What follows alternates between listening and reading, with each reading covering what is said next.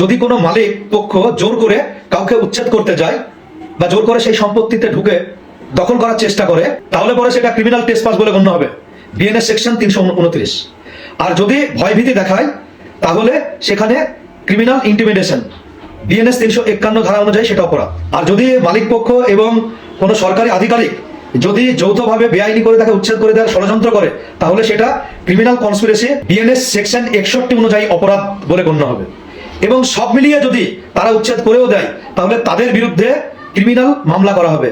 যদি থানায় মামলা নেওয়া হয়, তা কোর্টে গিয়ে কিন্তু মামলা হয়ে যাবে। দ্বিতীয় কথা, যদি উচ্ছেদ করেও দেয় গায়ের জোরে, ওই সরকারি কর্মচারী মিলে এবং ওই মালিক পক্ষ মিলে যদি তাকে উচ্ছেদ করেও দেয়, তাহলে সেই ব্যক্তি স্পেসিফিক রিলিফ অ্যাক্টের 6 নম্বর ধারা অনুযায়ী কোর্টের কাছে আবেদন করবে। শুধু দখলের ভিত্তিতে, কোনো মালিকানার প্রমাণ দিতে হবে না, দখলের ভিত্তিতে আবেদন করবে কোর্টের কাছে, কোর্ট তার সেই দখল ফিরিয়ে দিবে। এবং একটা অবাক করা বিষয়, কোর্ট যদি সেখানে জাজমেন্ট দেয় বা দখল ফিরিয়ে দেয়, তাহলে সেখানে সেই মামলাতে কোনো রিভিউ হবে না বা কোনো অ্যাপিল হবে না। কিন্তু এটা সরকারের ক্ষেত্রে প্রযোজ্য নয়, এই আইনটা শুধুমাত্র পাবলিকের ক্ষেত্রে প্রযোজ্য। বুঝতে পেরেছেন? কিন্তু এই আবেদনটি দখল থেকে উচ্ছেদ হওয়ার 6 মাসের মধ্যে করতে হবে। এই জন্য বলি, সচেতন হন, সচেতন থাকুন, সুরক্ষিত থাকুন এবং আইন মেনে চলুন।